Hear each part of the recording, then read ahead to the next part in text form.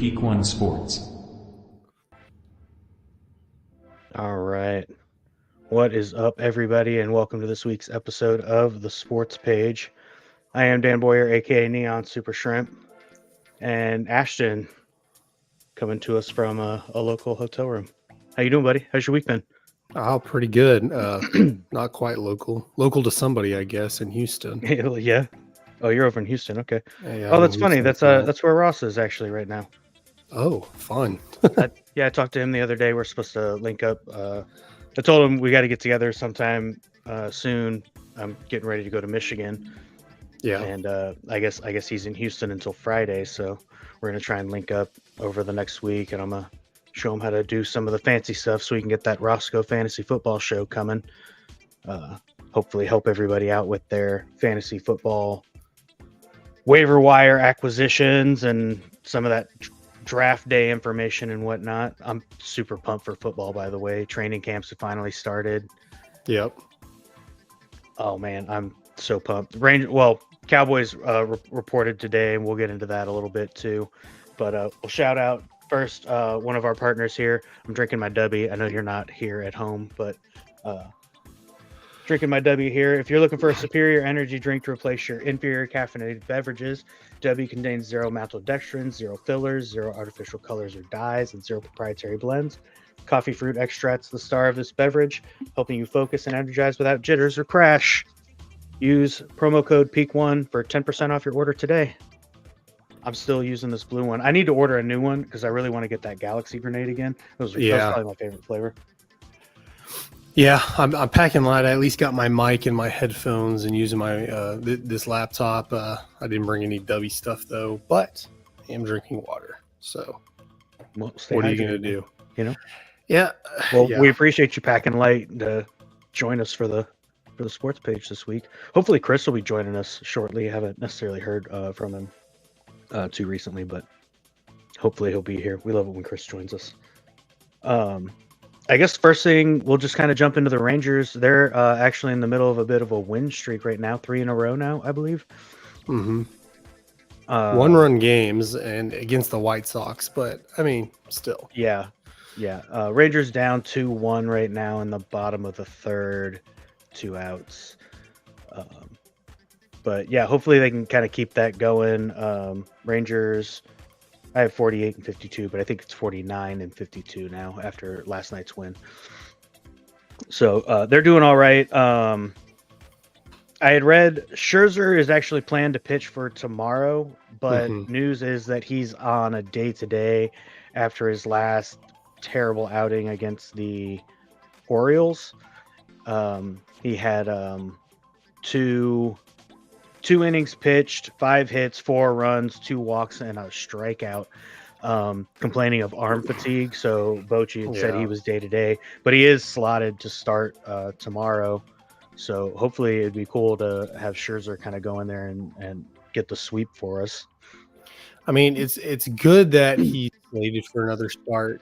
Because you worry when they have setbacks coming back from injury, that it always starts off as, oh yeah, they're just going to miss a start, they're going to miss a few days, and then all of a sudden 60-day DL or something like that. So it's concerning, but it's promising that he is slated to start, because the Rangers have kind of been, getting a lot of good news on the injury front. I mean, Josh Young, I want to say Friday is going to do his first rehab start. Bochy said that Evan Carter's about a week behind him. And then so far, DeGrom is right on track to return in September if everything goes well. So we'll have to see. See how that goes. Yeah, just talking to that, I have a few things written down here. Young did take BP on the field on Sunday. Bochy said he's close to facing live pitching, so he was obviously just hitting off the jugs machine. But on the field, taking live hits. And then I believe Evan Carter was fielding some balls for him when they were doing that. Yeah. And then Monday, Bochy said DeGrom is close to facing hitters. I did just see today he threw a bullpen session yesterday, and he's slated to throw another one on Friday in Toronto. Bradford is supposed to have a 2-inning appearance for Frisco on Tuesday. I didn't see how that went. Tyler Mall has his next rehab start for Frisco on Thursday, so tomorrow. So I mean, we've definitely got a lot of these pitchers like on their way back, and then with like Evan Carter and Josh Young slated to also make sooner returns rather than later. You know, provided no setbacks. Knock on wood. Yeah. And the way the Rangers have been playing, I feel like honestly, I feel like they've been playing it's almost like they've been listening to the podcast because the way we were talking about they need to start playing just a little bit better than they are because they're totally like capable of scoring the runs. That we just got to figure out how to like win the games to put ourselves in this exact position. I don't. Let me see if I can see it real quick. Rangers were down. They were down 2-1 before we went live. No. I meant in the division. We're three and a half. 3 games. We're 3.5 or 3.5. back Yeah, now. Astros won. Yeah, it was 4 yesterday, but 3.5. 3.5 now. 1 behind Seattle. And honestly, if anything else, I think it's kind of funny that as much as I hate Houston, like they've obviously like really started to put it together and put themselves in that number 1 position now. And then Seattle, man, they're just kind of having the wheels fall off a little bit. Have to see what exactly is going on with them, but it's kind of perfect for the Rangers if Seattle can keep sliding and the Rangers can continue to put some wins together. I think we're in a good position to at least be in like second in the division, and be able to find our way into the playoffs. Yeah, like I said, 1-run games. That's their last 3 wins have all been by 1 run. And we did that a lot last season too, though. Yeah, traditionally that's not really sustainable. I know I want to say it may have been last year too, but one year that they had a ridiculously good record with 1-run games, which really doesn't happen. It's not very sustainable, but at the point where they're at now, it's just make it, keep winning. You have reinforcements coming, and we'll see what we can do. I mean, hopefully you don't have any other major injuries, and maybe with some of these reinforcements coming, especially pitching, maybe the Rangers are in a position to solidify their roster by maybe trading one of their starting pitchers to try to get somewhere else. I mean, right now their pitching has been good. Hitting's kind of been the issue, but like we said, Josh Young's coming back.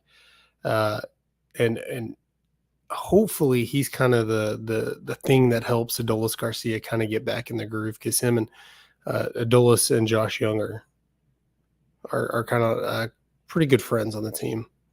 Yeah. No, I I think that would be a great plan for the Rangers. I definitely think we have for a change, we have a little bit of surplus as far as pitchers go, especially with guys like DeGrom and Mall on their way back. Bradford, these guys. I mean, even if you were to trade like possibly like one of these injured guys on their way back, I'd rather not trade DeGrom just because I don't know. It feels like we've had him, but he's hardly pitched. We've hardly gotten to use him. Yeah, but I mean, like I don't know. Depending on like the value that you could get out of him, this would definitely be the time to do that. Just because, obviously the trade deadline coming up, and you're trying to make this push for the final couple of months of baseball. So I honestly, I think it's really funny because it's not too often that I actually think that the Rangers have like a number of good pitchers. The kicker really being here that we have a few that are injured, that are coming off of injury now. But that almost makes them kind of prime trading candidates.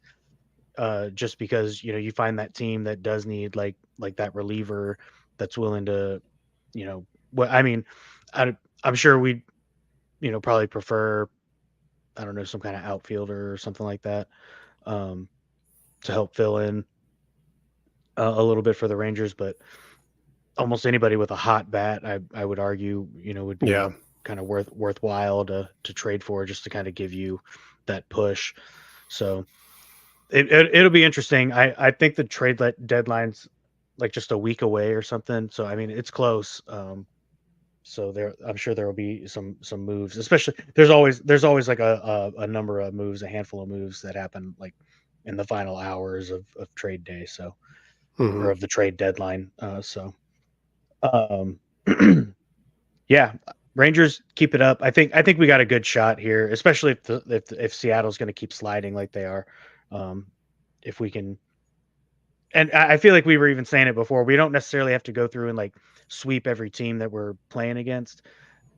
Even just splitting the series or something, or winning, I don't know, every other series or really most series, 2-3 or whatever. Yeah, Is stop gonna winning 4 in a row and then losing 4 in a row.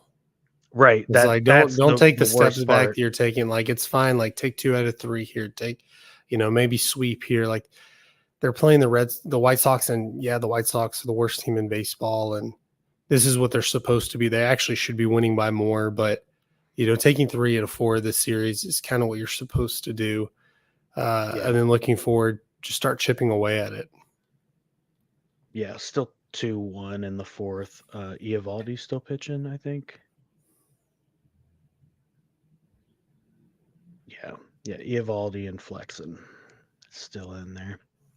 But yeah, I mean I totally agree with that. With where the Rangers are kind of sitting as far as that third place, wanting to climb into second, going up against the White Sox, you would definitely think that this game would be a little more one-sided and less of these extra innings, one-run wins. But I kind of just mentioned it when you had brought up the 1 and 2 run wins too. We were doing this a lot last season. I want to say we had set like a record or something last year for like games won by like 2 or less or something like that. So I mean, I don't necessarily want to say it's like our style of baseball, but to quote Fast and Furious, man, it doesn't matter if you win by an inch or a mile. Yeah, Winning. So just just keep it up. Stay in there. Yeah. Stay in there. Reinforcements are coming. Let's make it a fun August and September. Yeah, for sure. Shout out Wyatt Langford too, by the way. I'm definitely trying to like hunt his rookie card in like a few different baseball sets and whatever. I'm just kind of like whatever I can get my hands on. I've been trying to see if I can get one because like I'm excited to see what happens with this kid. Not to mention like I was excited when he came in. He definitely started off a little bit slow, but then he gets a in the park home run. Then he hits an actual home run, grand slam. Now he's got a walk off single. Like, could you ask for like a better rookie season? Yeah. I mean, at least at the very least with the highlights, but he's playing good baseball too. Yeah, those plays are going to be what helps him stand out as possible rookie of the year considerations. Yeah, I mean, if he's not one of the front runners, I mean, he's missed some time. But yeah, if he can just stay close with stats, get a few more RBIs, hit some homers, just keep making those big plays. I mean, I think it just helps the Rangers. I want to say if you're top 3, because you get those extra draft picks if you have players finish even 2 or 3 in rookie of the year voting. Like it's fun to obviously have the hardware to win the award, but I'm just thinking comp picks. Right. Yeah. No, that would be amazing. But yeah, watching this kid play has been so much fun. I'd obviously like to see Evan Carter come back and get back in the swing of things for pun intended, I suppose. Yeah. But just stay the course, get healthy, and like let's make this final run through August and September. But we'll obviously keep talking about it every week because there's plenty of baseball left to be played. But just one game behind Seattle now is amazing. So, and 3.5 back of first. So keep it up. Let's keep it going. All right. I'm super excited to talk a little bit of football. I'm hoping Chris will make it here pretty soon because I'm pretty sure he wants to talk a lot about this football too. But NFL training camps have started. I actually think the first camp started last week, end of last week or something. Cowboys reported first time today. We'll get this one out of the way. CeeDee Lamb, obviously, like not reporting to training camp amid his contract negotiations. Yeah, that was breaking news. Like we hadn't known that was going to happen for the last week. Right. Yeah. It felt pretty obvious, to be honest. And I'm not too worried. I mean, Cowboys always cave in the situation. They're going to pay him. It's just, are they going to pay him? Is he going to be the highest paid receiver, second highest, or whatever? It's crazy that we're talking like $35 million for a receiver when we were thinking $20 million was way too much to pay Amari Cooper. Not right. That I'm not comparing the two. CeeDee Lamb is far and away better than Amari Cooper was here. But it's crazy. The only thing I'm kind of worried about is how long it will be before they sign him. And, just being, I'm sure he's going to be in shape, but, just worrying about maybe him pulling a hamstring or something like that if he doesn't get his full training camp.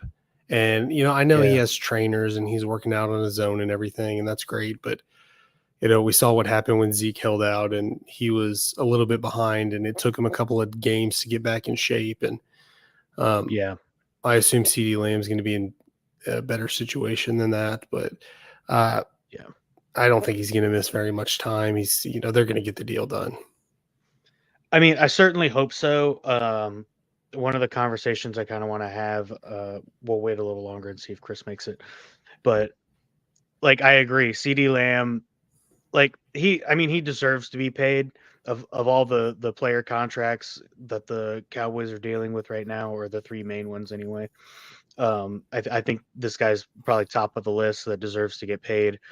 At least number two.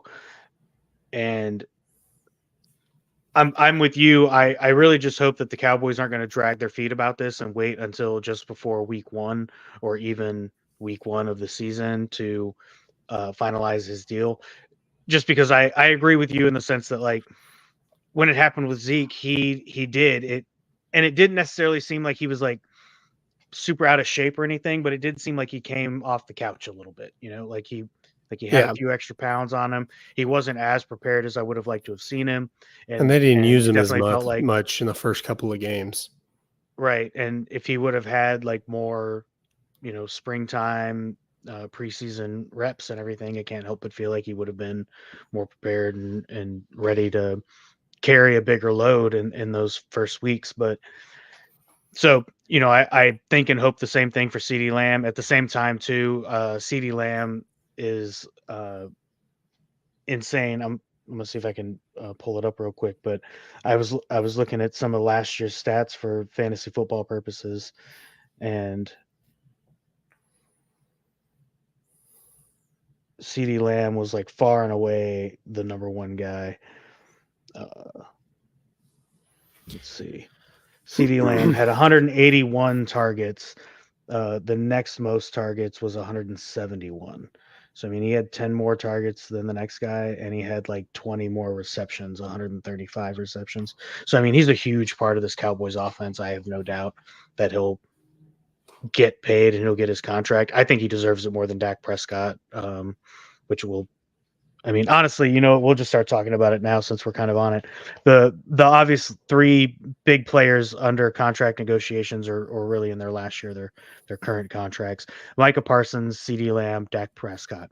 And my question to you, and I'll ask Chris too if he gets on, in order, and like what order do you think these guys should get paid? Like which contracts would you be taking care of first? Micah Parsons, CeeDee Lamb, Dak Prescott. Assuming that you get the right contract, and I'd rather sign these guys because, I mean, obviously, if you're paying, depending on how much you pay Dak, I don't know that it's not better to let him walk. So taking all that into consideration and where they at on their status is CeeDee Lamb because he's holding out. Now, whether you like it or not, that's how things work out. I'm the least worried about Dak Prescott's the second. And I'm least worried about Micah Parsons because you can fifth-year option. Like you still have a couple of years of control over Micah Parsons. Whether he holds out, I don't know. That's up to him. You can only do what you got to do then. But you have control over Micah Parsons, so I'm not that worried about Micah. Dak, I think if you wait till if you're gonna sign him and you wait till the end of the season, he's just gonna say, "Let me go to free agency and see what I can get." And then y'all can try to match it because he's already there, right? If he makes it to the end of the season, you might as well just do it then. I think both CD and Dak contracts will get done in training camp. I think CD Lamb will get done this week, honestly, or early next week, because Jerry Jones, being such a good business guy, he's terrible at contracts. He always falls through. Nobody wants to sign sign a new contract early because they know if they wait, just like Jerry Jones says, deadlines get deals done, and they're like, yeah, of course it does, because I'm going to hold out, and then you're going to have that deadline. You have to sign me. But I think both of those get done unless Micah Parsons decides to hold out, which is kind of weird this early on. I know he could. I've never seen. I mean, I've seen obviously weirder things than that, but I think, yeah, CD Lamb's definitely going to be the most important because you got to get him on there. Now, if Micah Parsons decides to hold out, that becomes more important because now you're talking about Micah Parsons missing reps in a new defense with a new defensive coordinator. So that's definitely more important to get Micah on the field. CD Lamb's not dealing with a new quarterback, a new offense per se. I mean, we're just talking about his health and being in shape. Yeah. See, I think I put Micah Parsons first just because I'm always trying to shore up that defense, and Micah Parsons is like a next level. It's for sure better if you go ahead and get Parsons done, because then you're not to use a pun, but you're playing offense there where you're taking care of his contract now, and you can push money out further and further. Where if you sign, like Patrick Mahomes got his extension way early and was making $50 million a year, but his cap hit was like 17 million the first year and like 20 something million the second year, because you can structure it that way, as opposed to waiting until you have to get the deal done. Then you're just signing a new contract, and you have a lot less you have a lot fewer options to stagger it out some, because then you're just restructuring and pushing it out, which is why if you just let Dak walk, he's still going to be on the hook for $40 million, maybe $45 million of dead cap space next year. So to me, unless you're just going to rebuild or retool or something, you need to get something done with Dak Prescott, just because he's more valuable to you at paying him $60 million a year than he is not having him and paying him $40 million and having to find, unless Trey Lance just comes out and is just amazing or something in preseason, but you still have to pay him too, because this is his last year on his contract. Right. Either way, chalk up a minimum $40 million for your quarterback next year, regardless of who it is. Then you have to add that on top. Yeah. See, I don't know, because I guess I think kind of like what you had said at the beginning of the conversation, that I don't know if I want to keep Dak if I have to pay him so much. Yeah. And if I'm being completely honest, I would like to think that the Cowboys are going to make him play through this last year of his contract before they make him another offer. And it's probably, in my opinion, it's for two reasons. Number one, he just came off a career season. I don't want to pay Dak Prescott after he just had a career season, because he's going to try and demand those kinds of numbers, right?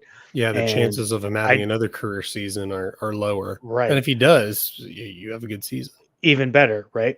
Yeah. And number two is the fact that he's 2-4, 2-6 in the playoffs. He hasn't been able to win in when it matters. He hasn't gotten you to an NFC Championship game, let alone a Super Bowl. And these are all the things that you're paying him like that kind of money for that type of performance, and he's just not doing it. And I can't. I don't know. I don't want to pay the guy, the $60, $65 million, $70 million he's probably asking for per year if he's just not getting us where we're trying to go. And but honestly, like that makes it complicated because, like what you were saying, paying CD Lamb is great and everything, but if you put a new quarterback in, even if it's somebody like Trey Lance who's been here for a few seasons now, it's hard to say that they're gonna like have the same kind of chemistry and everything that CD Lamb and Yeah. Dak have because like their numbers speak for themselves, and obviously CD Lamb was a huge part of Dak's career season, having thrown him 180 targets or whatever it was I said. And it depends So too on Dak. Though I don't know what Jerry Jones is thinking. I'm sure they want to keep him if they can make it work. But if it's okay to wait, but at the same time, if you're waiting and you want to sign him, Jordan Love's, I say holding out. They're calling it a hold in because he's at camp. He's just holding out. Jordan Love, for whatever reason, because he had a really good 3/4 of the season last year and made a playoff run, he might be a $60 million quarterback. He's probably going to be the highest paid quarterback if and when he gets signed. Joe Burrow is looking for an extension. So if you wait for other quarterbacks to sign outside of, unless Dak just has a terrible year this year, that's how contract, if you're a top 8 quarterback, you're going to get thrust to the front of the line. That's just how it works. Jared Goff, got it for sure. Jones for the Giants as well. That's just how it. Not that he's even a top 8, but that's just how it works. And you look at it, they're going to be the highest paid, but in 2 or 3 years, they're going to be like the 6th or 7th or 8th most paid. Just like Dak was. I don't think Dak was ever the highest paid, but he was like right, but the he was 3rd there, or 2nd, and then now he's like the 8th or 9th. His contract's probably pretty close to where he is on the quarterback hierarchy because that's just how it works. And cap numbers are going to go up, and it's ridiculous to think like, hey, Dak might make 60, 65. I think he'll hit that 70 if you put him on the open market, especially after Jordan Love gets his contract, Burrow gets his contract. Oh, for sure. There's a lot of quarterbacks that are going to get their new contract, and then you put a bidding war out. I mean, we just saw Kirk Cousins make ridiculous money, and Kirk Cousins is pretty close to Dak in that sense, as he doesn't perform in the playoffs. He has pretty good regular season numbers, and it's like Kirk Cousins hasn't proved anything really, and he went on the open market and got a bunch of money. So it's just kind of like you can wait, and that's fine if you're not sold on it. Don't tie yourself to him because it sucks. You're gonna you have $40 million in dead cap space next year on him, but if you resign him, restructure his contract, you're just delaying the inevitable that in 3 or 4 years, when he retires or is traded or is cut or signs somewhere else, whatever, you're still going to have dead cap money. You're never going to get rid of that without just taking it. The same with Romo. Romo took like 3 or 4 years to get off the books after he retired. Right. I mean, I feel like I've been saying it since I've been bad-mouthing Dak and got on this show. If the Cowboys let him go, somebody's going to pay him. Somebody, there's a team out there that will absolutely scoop him up and pay him whatever he's looking for. Honestly, I can't help but feel like the Raiders, right off the top of my head, hell, even like the Vikings are, have like question marks. Dak's better, a better option. like Dak's a better Denver. option than most of those quarterbacks just roaming around. Garoppolo, Right. Winston, like Dak's, to me, like, I have no problem with Dak being our quarterback. It's all about how much money does it cost. I think I'm not convinced that Dak can't win. It can't be all about Dak. Dak is going to be a above average quarterback, closer to bus driver than the guy. I wouldn't say complete bus driver quarterback because he can make some things happen. But if you're relying on Dak, it's not going to turn out well. I'm not saying Dak is the reason why they can't win in the playoffs, because they haven't been able to win in the playoffs, forever. You haven't. Right. I mean, Romo's has a very similar record where Romo has a lot of wins in the regular season, put up a lot of numbers where he looks like, hey, dude, you're a top 10 quarterback. There's no reason you shouldn't at least make it to an NFC Championship game or Super Bowl, but it's more of a Cowboys culture thing that nobody seems to be able to put their finger on what the problem is. But Dak not being the issue, like I'm fine with Dak. It's just it's going to cost a lot of money, and either way, it's going to suck. It's going to be hard to deal with. Whether you let him walk, you're kind of going to be screwed. If you keep him, you're kind of like, okay, let's keep going through this and see what can happen. But you're kind of in a win now mode. It's not like, hey, take a step back because you have CeeDee Lamb and Micah. You're going to spend a lot of money and have a lot of cap space taken up. So it's kind of like win in the next 5 years or kind of blow it up. And we know that's not going to happen. Right. All right. Well, this is just in time. I feel like one of our favorite commentators made it for us tonight. What's up, Chris? How you doing, man? What's up, guys? How you doing? Our football expert. Oh no, yeah, man. That's you guys, not me. How you doing? No, I'm just really stalling. I'm just saying stuff till you got on here. You guys doing all right? Yeah, man. I'm trying Yeah, how's your week? Flip my like screen a little bit. No, all right, cool. No, it's good, man. I just I'm back in town, so just moved you back made it to Dallas? Yeah, I'm back, man. So nice. Where you at? Yeah, I'm in like the Richardson Garland area. So yeah. Nice. Nice. Yeah. So over here, I was nice. actually gonna try to catch a Rangers game. I was gonna go tonight, but I may go tomorrow. We'll see how it goes. But Wednesday's always a great night. Dollar hot dogs. Always gonna be a busy night. Yeah, I forgot about that. Yeah, about dollar hot dogs. Yeah, but yeah, I'm good. How you guys been? Good, man. Actually, kind of speaking baseball, Saturday, our local Cleburne Railroaders are doing a Rangers World Series trophy replica giveaway. So I might try and pop into that on Saturday. Crazy. And grab that. Yeah, I tried to go to they did a replica ring day, and they had that yesterday. Yeah, people lined up for that. I guess originally they were supposed to have like 1,000 rings, and they ended up only getting like 500 because they ended up spreading the Rangers organization, like really spread the love among all their other teams. So they sent a bunch to Frisco and a bunch of other teams and things like that. Gotcha. So they only ended up with like 500. So people showed up and like got them and then left. It was kind of funny. The game was pretty empty for all the people that were like lined up for rings and everything. But I think they're going to do another ring night coming up soon. And then they're doing this replica trophy night on Saturday, which I was going to try and get my hands on one. So we'll see what happens. Cool, man. Yeah, that's like really cool. I wonder how many like other sports teams like do a replica ring night. That's like actually. I don't know. Yeah, I mean, honestly, that's why I wanted to go. And to be honest, I heard about how like crazy it was at the first replica ring day for the Rangers at the ballpark in Arlington, and I don't want to be a part of that. So I was real lucky to find out that the local, what is it AAL? The American Association of Professional Baseball. So AA, they just call it the AA. Yeah. Okay. And they play in they're in Cleburne. Cleburne, yeah. Cleburne, yeah. It's okay, yeah. I'm literally like a quarter mile from the park or whatever. I'm super close, so almost like walking distance, really. The other side of Dallas for me. I never really go like my dad was out on base. He was stationed in Fort Worth, but he hasn't been over there in forever, and I haven't either. So like, we're like South Fort Worth. Got you. South of Fort Worth, really. Yeah, the Railroaders are in first place, and they just had 5 starters in the All-Star game this past. Actually, I even saw.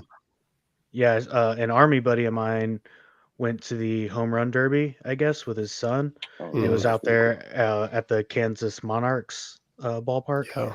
And I was like, bro, I totally watched the Monarchs play when they came here to play the Railroaders. Yeah, I have a friend on Facebook from I don't really know him, but he's in the baseball world, and he happened to be the Chicago Dogs. Their minor league team because they're in the same league as Cleburne. And that's like awesome. when Cleburne was playing Chicago, he was calling the game, and I was like, "That's weird. You cover Chicago, and I cover Cleburne, and a small world." That's right. A small world. All right, Chris, we'll jump into it here. You know what? Actually, we'll go ahead and shout out one of our other partners, Ashton. Who do you use for your betting advice when you place your bets? Well, because I live in the state of Texas, I don't officially bet, but when I unofficially officially bet, I use Betalytics because I don't bet with my gut. I use their website and AI algorithms to give me the most up-to-date bets. And picks, they just went live with Euro soccer, or football, if you prefer that term. But that's now live on their website. You can go to betalytics.com, use promo code PEAK1 for 25% off when you sign up today. Awesome. You're the man. All right, Chris. So we were talking, just as you kind of got here, about the 3 major contracts that the Cowboys are dealing with right now. We got the Micah Parsons contract, CeeDee Lamb, and then Dak Prescott. And I want your opinion as far as if you were running the show, in what order do you think you take care of these contracts? Who do you pay first? You have to pay Dak, right? I feel like quarterback, most important piece. You can't really get a better quarterback than him on the market. You got to start there. Especially if you're going to be $40 million in the hole if you let him walk. If you let him walk, you're already going to be $40 million in the hole. So Trey Lance is not on contract, so you have to pay him. If he's valuable to you, he's going to cost you money. Mm-hmm. Yeah, so I would start with Dak, obviously. I was also thinking about this all day today, yesterday, just kind of like just trying to figure it out. But I probably would go Micah second, just because it's hard to find a dominant pass rusher. Like he's easily probably top 5 defender in the league, and that he changes games. He changes the way the opposing offense runs. Direction, just how fast they get the ball out, just things like that. He changes all of that. CeeDee, he's a great receiver. Whenever we tried to do the receiver by committee a few years ago, and we saw how bad that sucked. And when Amari Cooper came, and how much better the offense was when he came, it's obviously a need for a receiver, another one receiver. But I think I would probably try to I would probably just work him last. I think just because he struggles with drops. Sometimes he'll have like a game where he has like 40 yards, 35 yards, and that's not all on him. It's on the quarterback as well. Dak has to find them, but at the end of the day, quarterback, a great defensive end / linebacker that can go both ways, that can do everything on the defensive end. I would probably prioritize those 2 first.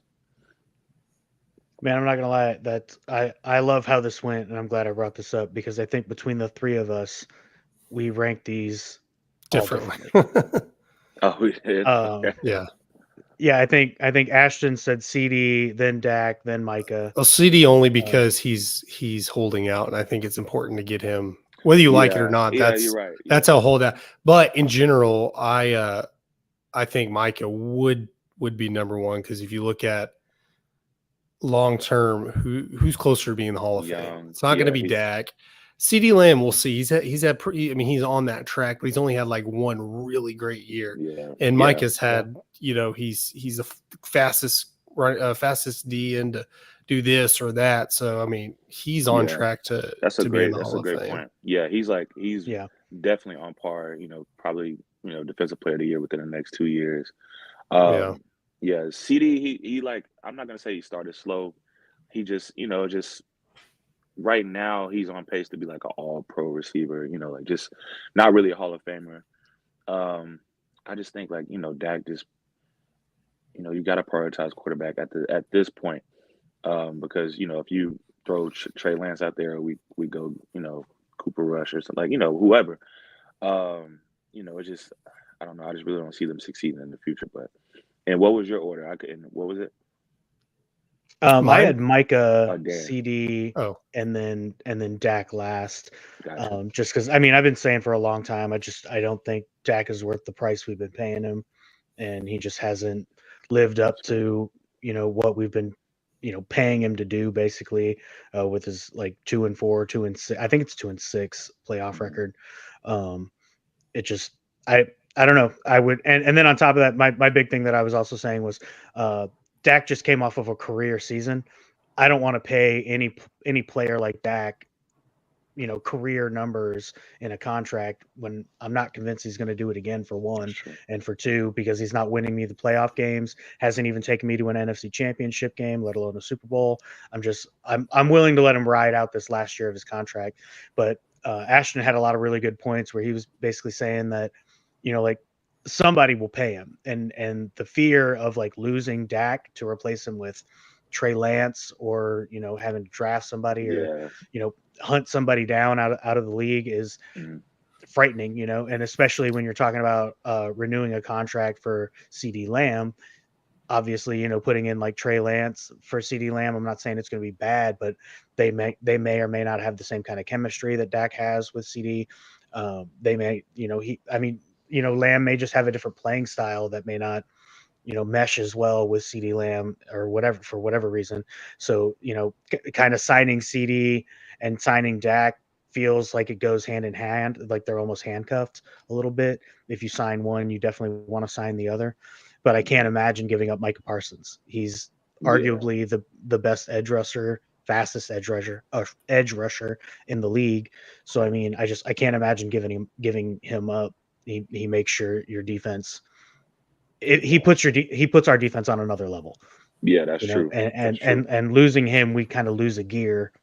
And I would rather not see our defense do that. So I think a lot of the pressure that he's able to get on quarterbacks helps guys like Bland and Diggs get those interceptions, Yeah, so that's true. That's true. Yeah. And my thing with putting Micah third was the situation you're in where you still have a 5th-year option. You still have franchise tag after that. So you really have 2 years of control with Micah. Now, if he decides to hold out, then, your priorities have to shuffle a little bit.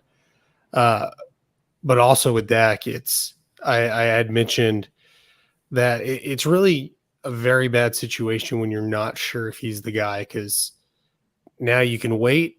And then if they, if they pay Joe Burrow, what other quarterback did I bring up? Jordan Love, because he's holding out a little bit.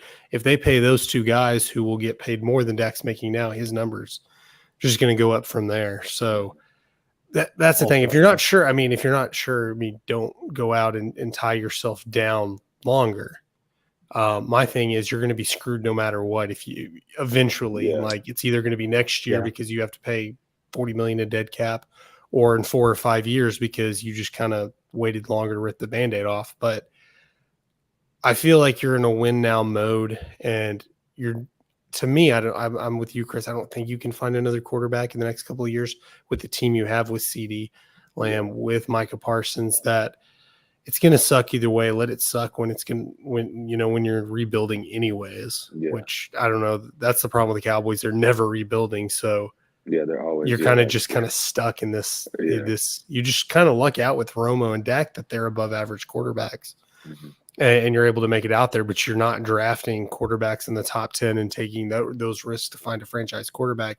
You're finding semi-franchise quarterbacks and quarterbacks that are 7th, 8th, 9th, and 10th, maybe 11th every year. And it's like, your quarterback's too good for you to suck unless they get hurt. And that's when you get Micah Parsons. That's when you got Zeke, who did have a good 4 years. But when you get those top picks, I mean, they're doing something with them. But the only time they get them is when their quarterback gets hurt, because their quarterback's not necessarily good enough to lead your team to a Super Bowl, but they're good enough where you can't suck. NFC East, they're like, 8, 9 wins, 10 wins, 11 wins. They're good enough to do that. So it's that's tough. Either you're gonna suck all the way so we can get our pick, or you know what I'm saying? Yeah, we're always. It's like purgatory. I mean, mediocre. Mediocre got termed because they went 8-8 3 years in a row, but really they've been above average. They've been better than mediocre, but not quite good enough. I mean, they still, like, the last 15 years or however you can track, they're probably 5th to 7th, 8th place in regular season wins, and they'll throw up all the numbers. Hey, number 1 offense, top 5 defense, whatever. And then they just lose in the playoffs. Yeah, it's tough. And they just, and I feel like we lose to quarterbacks that are their caliber also. So, like Brock Purdy, I feel like they're like that level, and it sucks to see teams get further than us when we have. I feel like more maybe talent. not. Yeah, more talent. I would argue that we had more talent than the 49ers. Maybe not, but I like think those I Packers, the think you have Packers more. last That year. 49ers team I think you have more 49ers team was, top end talent, but I think they're just more yeah. evenly But keeled, and they've taken some risk taking Christian McCaffrey. yeah, But who thought that would work out as well as it has? I mean, and he hasn't got injured. Like he's just playing for Yeah. Carolina. He's injured. Right? I Oh, mean, man. Yeah, but the Packers, Uh, that's unacceptable. So and then Yeah. Jordan Love's kind of that same level as I would think Dak is better than Jordan Love, but they're gonna put him in that same, But Jordan Love also had a lot more hype. I mean, he was a first round pick. He was supposed to be. Dak was just kind of like throw a fourth rounder at it, and it worked out. Yeah.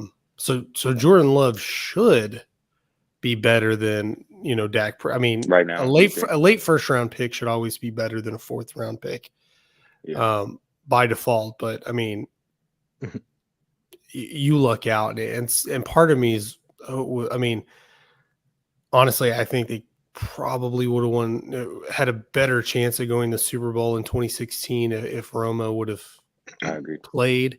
So who knows how that works? But I'm kind of like, well, give us a couple of years to rebuild. I know it sucks to go in that quarterback purgatory where who knows? I mean, it's detrimental. Most teams, they'll have a top 5 pick and pick who's supposed to be the next great quarterback, and they just don't work out. That'd be scary to go into that, but it's like there's a lot better chance of you finding your franchise quarterback than just lucking out and getting two very good quarterbacks back to back without using a top 1 or 2 round pick. Right. Yeah. Honestly, I think it's definitely one of those scenarios. I don't necessarily think there's any one right answer. And to be honest, when we kind of kicked it off, Ashton kind of said the right thing. If you can get the right deal done with the right guy, you sign him and you get that deal done. So arguably these deals could happen in any order based on, what the players are looking to get, what the Cowboys have to offer and whatever. But there's any number of ways that this could happen. Hopefully it gets taken care of sooner rather than later. CD, gets in on some of the preseason practices and things like that. So he's, ready for the season. Same thing with these other guys. We'll see what other news comes out of training camps, what with today being, day 1 of reporting and whatnot. Shout out to the news of Michael Gallup retiring. Honestly, the biggest thing I wanted to say about this, I feel bad that he basically went and played one mediocre season in Oakland and then retired. Should have retired a Cowboy. Drafted 3rd round, 81st pick in 2018. And I mean, he only had a 1,000 yard season. He had like 1,100 yards in like 2019 or something. The rest of it's been like pretty even, something like 500 to 800 yards a season. A lot of injuries. Yeah. He did deal with a number of injuries in there too. But I always really liked the guy, and but not bad. I mean, he played 7 years total, 6 years here in Dallas, and then the one with Oakland. But that last Oakland year, I just don't feel was terribly indicative of the receiver that was. I mean, quarterback play, but for sure they had a lot of woes. I think ever since his ACL tear, it's just been all in his head. He hadn't been able to recover. He hadn't been able to recover. I for sure think it's a mental deal. Yeah, I can attest to that. So like whenever I broke my leg in college, and I also dealt with a lot of injuries, afterwards, and it's really hard to like, get back. And it's like, all the rehab and the hours that you spend trying to get back, and whenever you get back, you're trying to get back to what you were. And it's just, it takes a mental load, especially like, I'm pretty sure, especially in the NFL, whenever you're, millions of people are watching and you have, millions of dollars on the line, and trying to just and you're kind of trying not to get hurt a little bit if you have a devastating injury, because you don't want to go out and just throw your body. Because until you have a devastating injury, I feel like, I mean, I've never been a great athlete, just high school sports, and I wasn't even all that good. But when you put your body in, when your body's in great shape, especially when you're young and you feel invincible, and then you get injured, you're like, what the crap? Okay, now how long is this going to take? You're used to like twisting your ankle and it hurts really bad, and then you're like, okay, I'm good. I'm good right away. And then and then you're not, and then you're like, okay, I can't just blindly go out there and like, not that you were putting yourself in danger, but you thought you were by not thinking about it more. And then when you think about it and try not to get, I know that was my issue with football when I started Pee Wee, is I would hold up not to get injured, or not to get hurt. That's when you get hurt the most. Yeah, that's whenever you're trying to like play. Whenever you're trying to play like timid and trying to like shy away from. That's when things happen. Yeah, like that. Yeah. I mean, and not to like darken the mood or anything, but that's like when you talk about drinking and driving. The drunk drivers are usually the ones that are fine because they're relaxed. It's when you tense up, that's when you get hurt. And that's similar to like, okay, you're trying not to get hurt. You're thinking about it too much. And I think that was okay. I don't know if that specifically, but it seems like it was definitely mental for him. Yeah. It's good though. I think, Oh, my bad. Go ahead, Dan. No, you go ahead. Yeah. No, I think it's good. He had a solid career. Getting out at 28, 29 with, the career he had played with the Cowboys. I feel like he has a good future. He's getting out with his whole life ahead of him, he had injuries, but I don't think he can, he's pretty healthy, relatively. Exactly. That's what I was thinking. I was going to say he's walking away with his health, even because he's so young, and I'm sure he's going to be able to live off of being a former Cowboys player. And I don't know if he'll live in this area for the rest of his life or whatever, but he's definitely going to be, for the rest of his life, interviews and everything, and be introduced as former. I mean, he may get like some media deal because, he played for the Cowboys at a pretty competitive level, being a really good receiver on really good teams. Yeah. No, I was just going to say, when I was, going through some of the kinesiology stuff at TCU, we did like a sports injury class, and probably one of the biggest discussions we had was literally talking about how, like for 99% of athletes, it's not the physical injury and recovery that is the most difficult thing for them to come back from. It's the mental stuff that they got to go through in the process of recovering, and kind of like trusting the recovery process, and not, because I can, most people feel this way. It's like you get injured, you want to be better now, today, right? And that's just not the way it works. And so you've got to trust the process and trust your body, and just take it easy and get through the recovery process properly, so that you can get back on the field. And that can be a struggle for a lot of guys, just mentally. And then on top of that, the big thing being afraid of getting hurt again, or even being afraid of not performing at the same level that they did before. That kind of brick wall kind of struggle that they have with getting back out on the field, tends to affect a lot of guys. And actually, it was something I thought of last week, when, I don't know if you guys have seen, but shameless plug here, the Receiver series on Netflix was following. I can't remember his name now, but the receiver from Detroit. Ross St. Brown. Yeah, St. Brown. Thank you. Amon-Ra St. Brown suffered like one of his first injuries like ever.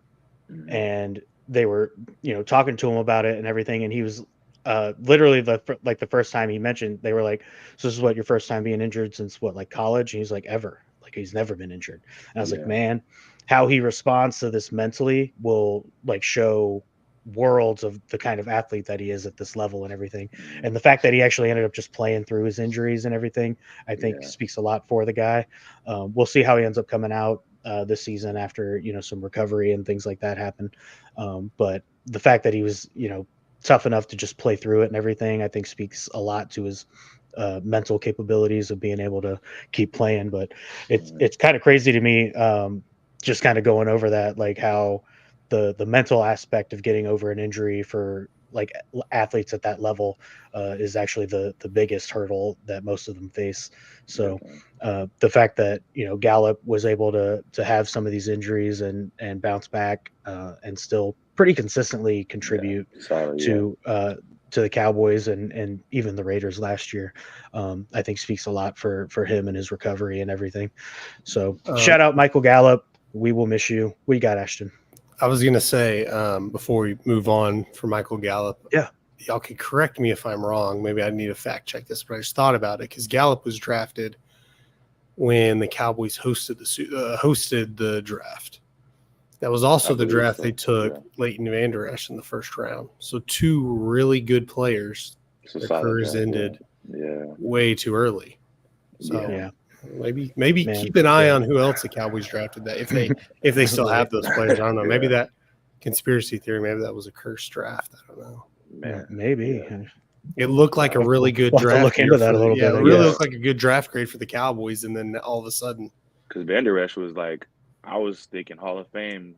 We were thinking him and Jalen Smith were like because I remember thinking when it was Sean Lee, like, dude, we have no linebackers anymore because Sean Lee can't stay healthy, and then all of a sudden, Jalen Smith and Vander Esch are like, okay, we have the best best linebackers in the league, and then all of a sudden, not so much. Man. Yeah, Vander Esch was a glass cannon. I really liked him, but he played with power and everything, but he was fragile. Yeah. So Sean Lee was also, but he was a great player too. But I forgot about Leighton Vander Esch and him retiring just now. But Sean Lee's was let's say less serious. Yeah, I mean, like Leighton Vander Esch was like neck issues. And Sean Lee, like I know. Zach Martin like tore Sean Lee's ACL that one preseason, but other than that, it wasn't like year-long injuries. It was like he was missing a couple of games here and a couple 2 or 3 weeks. Yeah. Mm-hmm. All right, well, we can stay on the injury train for just a little bit because I feel like I've got a number of injury updates for the NFL that have already happened before preseason starts, which I find terribly interesting and sad. But, gearing up for fantasy football and everything, shout out to Roscoe Fantasy Football Show coming soon. NFL injury list, feel free to throw any more in here if I missed any or whatever. But Jets wide receiver Mike Williams starts on the PUP. Packers wide receiver Jaden Reed starts training camp on a non-football injury list, which I couldn't find out what his injury was caused by. Not an injury, just good news, I guess. Bengals quarterback Joe Burrow has been cleared for contact, so coming off of his injury from last year. Vikings tight end TJ Hawkinson well ahead of his ACL recovery, so another good news one. 49ers first round wide receiver Ricky Pearsall injured his hamstring, so he starts on the PUP. Rams tight end Tyler Higbee placed on PUP. Browns running back Nick Chubb was placed on PUP today. Dolphins wide receiver Odell Beckham was placed on PUP. Yep, that's what I got so far. So Nick Chubb, I know they were talking about after just blowing out his knee, he was squatting something ridiculous, and they were saying like 8 months after reconstructing his knee. And then I guess I'm not completely surprised just because he's squatting a lot doesn't mean he's not still injured, but yeah. I mean that goes for him. Right I thought it was good news that he was squatting so much. I'm like, okay, he's back because Nick Chubb, he's just had that. I mean, he could have been pushing that process too fast though, too hard. That's what I thought when I saw it, but they could just be like, he's just not quite there. We're gonna put him on the PUP. Yeah. Honestly, the one here that made me laugh was Odell Beckham on the PUP. I'm starting to get Des Bryant vibes, man. I'm like, just not even up, that. Like, it's over. Like, yeah, not even. It's just like it sucks how great he came out. Like he was easily on pace to be like a Hall of Fame receiver, and he was bigger than football. Like he, had the one hand catches. The hair. All the kids were copying him with everything. Like he was almost like he almost had like a Steph Curry effect, and it was just kind of just like.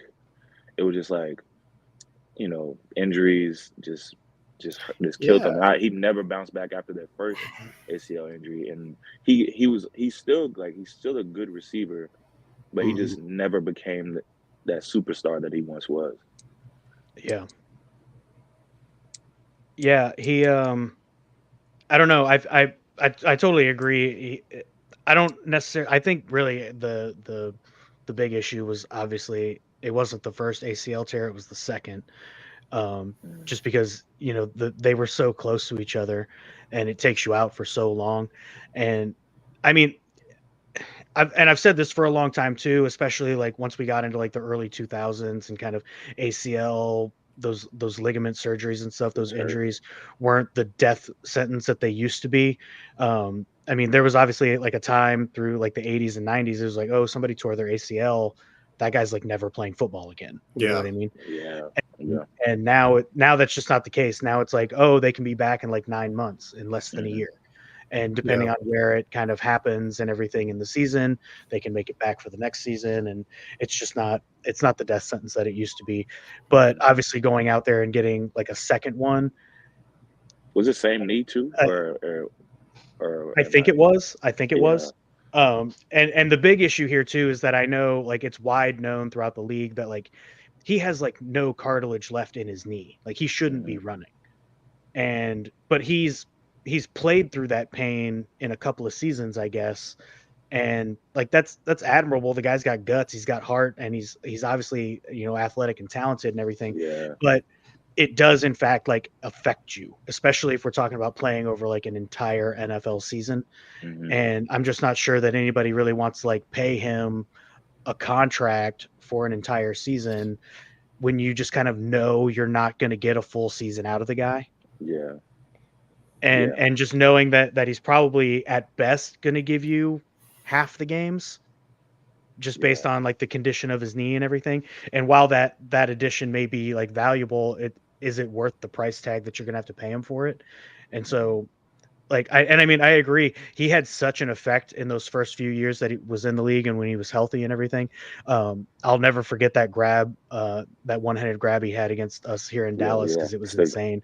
He was also on my fantasy team, so I had very mixed feelings about it. But it was an incredible catch, and I remember watching him like analyze it on Sports Center and Sports Science and whatever. And I mean, he was great, and like you said, he had like a huge kind of like pop culture influence and everything. But then those injuries just kind of really hurt him.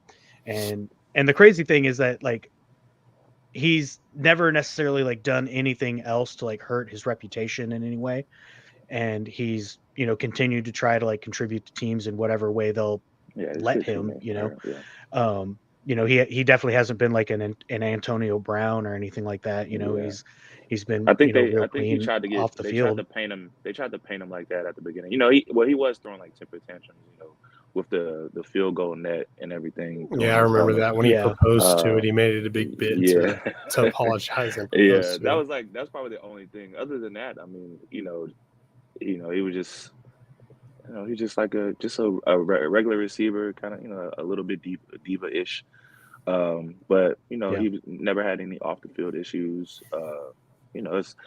I hope it sticks, because I feel like Miami, if it does anywhere, they throw the ball around a lot up there. So maybe he can get maybe he can get some yards up there. So I'm wishing him the best. Yeah, for sure. And I mean, honestly, that was the next thing I was going to kind of say. I don't necessarily know like how much they need Odell Beckham to like contribute to the Dolphins offense. They've got Waddle, and who's the other receiver they got? Tyreek Hill. Thank you. I don't know why I dropped that, but so like they've got two great receivers already. And then their run game with Devon Achane and second guy that they were using, Mostert. Thank you. And honestly, I always worry about Tua, just because he's had so many concussions already, and man, that kind of thing always worries me. I'm like, man, if this kid gets blasted one more time, like we might see something you can't take off live TV. The fact that he was, but that offense is pretty stout, and Odell Beckham could definitely kind of contribute as like a spicy third to intermittently come in and do something underneath or whatever. So I mean, you like that? It's a cool name. Like, like it's almost like adding, like a former star to your team. It's like what the Mavericks used to always do. Yeah. When we Right. when we got who was it? When we get like Vince Carter or something, it's like, oh, that's Vince Carter. But it's Oh yeah, that's a good one. Yeah. yeah. Hopefully, hopefully it'll be, fruitful. So yeah. Yeah, for sure. But I'm super psyched for the football season coming up. We will definitely be figuring out our fantasy football league. Chris, you play fantasy football with us, right? Absolutely. Hell yeah. I missed out on And it we need to last get year, actually. together. We need to Yeah. get together and figure out like a championship belt or ring or trophy or something that we can put together and pass around for our league, put our name on it or something. For sure. So some kind of swag. Somebody needs something to be able to put up bragging like rights, behind them or something. Mhm. Yeah, Yeah. make it really worthwhile. But we'll keep it on football for just a second, just because I want to talk about the college football 25. I know Ashton and I obviously streamed last week and we played a little bit. Chris, have you had a chance to play at all, or are you playing? I play every day. I love Do it. you? Yeah, Awesome. I play Awesome. every day. Yeah. What system are you on? It's Xbox. Xbox. I got Xbox. Yeah. So wait, what were you guys playing on? I caught a little bit of it. I think it was 7-7. Yeah, we're on PlayStation. PlayStation. PS5. It's not crossplay, is it? It is, but not on It's Dynasty. just on Dynasty, yeah. Okay. Yeah. But yeah, no, I love which it. is the It's downside. It's a great mix of kind of realistic but like arcadey. So it's like it's fun to play. Like I love, just how like, if your running back hits the edge, like it's a touchdown. Or it's a little it's got some bugs. Like it's got offensive line does not block at all. I played who did I have? Well, I actually learned about that. You just have to learn how to like slide your line. Max protect them. Max protect. Well, I had like it was play, USC, San Jose State, and San Jose State had like 8 sacks on me. I still won the game, blew them out, but it was just ridiculous. I had a bunch of sacks, and but for the most part, like very realistic. I mean, I hadn't had a college football game in 11 years, so I'll deal with it. I mean, and it's easy for them just to eventually fix it. I've already had like 4 or 5 updates, and just in the week and a half that I've had it. Yeah. No, yeah, it's really good. I love it. It's I don't really have a team. Me and my brother play. We do like 3 randoms and then pick one of the 3. But I'm on Road to Glory right now. I have a quarterback, and I haven't won the Heisman. I keep getting snubbed. Second, I'm second in the Heisman, and then like my first team I was with. I'm with TCU right now. I transferred. Nice. But I was with Oregon State. And I got sacked like 7 times a game, and I was getting pissed off. So I was like, "Okay, I'm transferring. Screw this, man. Let's get out of here." See, I started on a. Oh, I love it too. Honestly, it's got like the right amount of nostalgia as far as like it brought the best parts of like NCAA 06 with like the stadium pulse, and like the effect that it has like when you're playing away games and like you can't always see the play. And all that stuff. But I started a Road to Glory just because, well, I haven't wanted to start Dynasty just because I don't want to start over when Ashton and I start our Dynasty. So when we figure out our schedules or whatever. There's still patches that need to be done because I can't get back into that Dynasty for whatever reason. It's the same. Well, we can always start over. It's not a big deal. Yeah. But I started on a Road to Glory and I started playing as a halfback, and I went to Florida first, and they kept. I was the second string halfback, but I halfway through the season I earned the starter job. But every time we got into the red zone, they stopped using me, and then they would score touchdowns. And so after that, I was like, well, if you're not going to use me, like I'm transferring. So I transferred to LSU, where they gave me like the starting position right away. I played through the season. I finished like 4th or 5th in the Heisman race. I was like the leading rusher in the league. And I decided to like stay at LSU. I'm like, all right, like we won the national championship. I'm like, all right, let's do this. And I try to run it back. My junior year starts. I am HB3 now for some reason. Oh my gosh. And I was like, no, I'm not doing this. Yeah. Wow. So I started over. I started a quarterback at Michigan, go Blue. Yeah. And I'm probably 2/3 of the way through the season now. It's going okay. I am not a great quarterback, though. I will say that. I feel like I should be throwing way more interceptions than I actually am. But it's a lot of fun. I really like the Road to Glory mode. It honestly reminds me of like 06 Road to Glory mode with like some good tweaks as far as like getting to spend like hours on that's cool. like different things school, every like week. going to school, or like I can't remember which game it was, but you actually had to study and take tests. Like 07, or I don't remember which. I like that this one makes it more realistic. Yeah. Where you just put time towards that stuff rather than actually having to do it. Because I mean, it was like sports trivia or something. It wasn't like a math test or anything, but it was kind of weird. And just taking a weird amount of time to do all that non-football stuff. Yeah. It's fun though. Yeah. There are some weird things about it because like I've gotten like my academic bar like all the way up, or like by like midterms or whatever, and then it tells me I get all C's on my midterms or something, and I'm like I don't understand that. Like my thing's all the way full. I don't understand why I got C's. The other thing that drives me crazy, I took a picture of it. I should have put it on here so I could share it. But I don't fully understand like the ranking system. If you watch like the top 25 rankings, because when I think it was the year I was LSU, I was like 7-0, 8-0, but I was like ranked number 8, and everyone above me had 1 or 2 losses. Yeah, I was just about to say that. Yeah, so I was Oregon and I was State. like, I don't understand this. Like, I was Oregon State, and I got all the way to the second. I got all the way to number 2 because I beat Oregon because they were number 1. So I went to number 1, and then every week I kept winning, but I kept dropping, and so I would drop to like number 8, and I was like 11-0, and then there was teams that were like 7-2, 9-1, and I was I was like, what is going on? But because maybe strength of schedule, maybe. In real life, it's coaches and other people picking it, and then a playoff committee. On a video game, it's a computer doing it, so it's almost like old BCS rankings or something because the computer's doing all of the work. It's a little glitchy because mine, I can't remember. I was ranked like 10th or 11th, which is fine. That's probably where I should have been ranked. But then in the playoff rankings, when they came out, I was ranked 4th. And then I'd win and I'd move up in the playoff rankings like to 3rd, and then I would move up in the regular polls like 9th and 8th, because I know they're not usually the same, but they're all pretty much you're within 2 or 3 rankings. They still have some work to do on those. But my only other complaint is and I don't, Chris, you tell me if you've noticed this or not too, since you've played Road to Glory like I have. But the thing that drives me the most crazy is like when I'm playing Road to Glory and you get inside the 2-minute warning of like the first half or the end of the game, and the computer goes buck wild and will score in like 30 seconds. So I actually lost this like every time to USC. So we were up 2, and they didn't have any timeouts left. And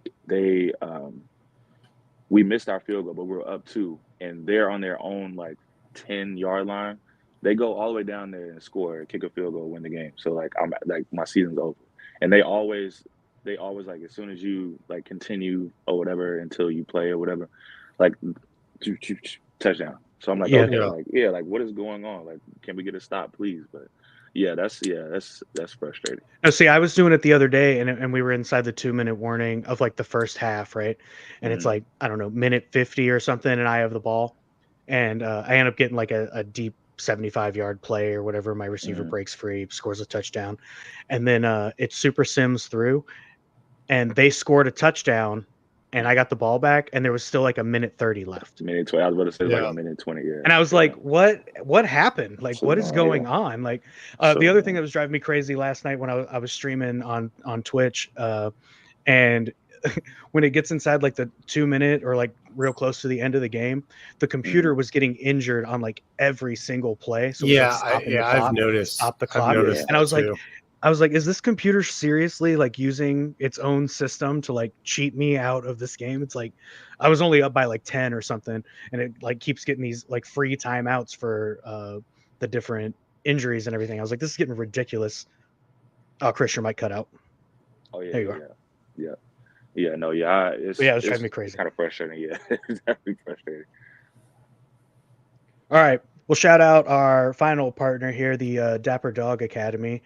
Say goodbye to unruly behavior and hello to a well-mannered pup. Owner trainer Corey Bennett has nearly 10 years experience helping your canine companions become the best versions of themselves with personalized training programs tailored to fit your pup's unique personality and needs. Corey's committed to helping your best friends reach their full potential. Contact Corey and the Dapper Dog Academy on Facebook and schedule your consultation today. Shout out to us too. We did really well at this dock diving competition this last weekend. Got first place in 5 of our 8. They call them splashes, but they're like heats.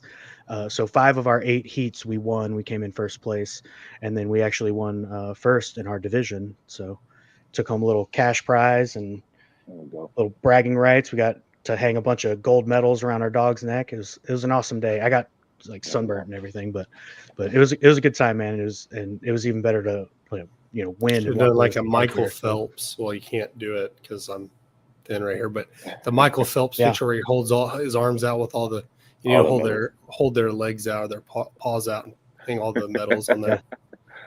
Honestly, actually, Ashton, if you are interested at all, she's getting ready to do like a swim day with a bunch of other clients and dogs and stuff.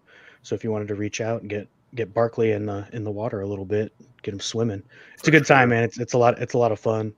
Just kind of, I mean, to put it in like the simplest of terms, really, you like toss a toy and watch your dog jump for distance. But it's a lot of fun watching these dogs and everything. I had a good time watching everybody and competing and everything. So a lot of fun. All right. So our final topic for the night, the Olympics, kind of already going. Soccer and rugby have already started.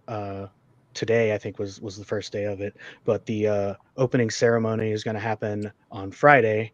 So I thought it'd be fun to talk about like some of our favorite opening ceremonies and some of our favorite events.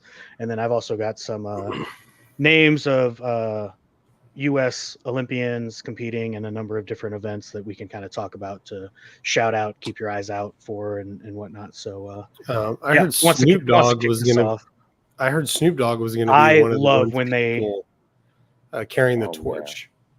Wow. No shit. Is he really? That's awesome. That's what I heard. I heard he's one of, I guess there's multiple people that go, and I can't imagine. Well, they do pass the torch. The guy, yeah.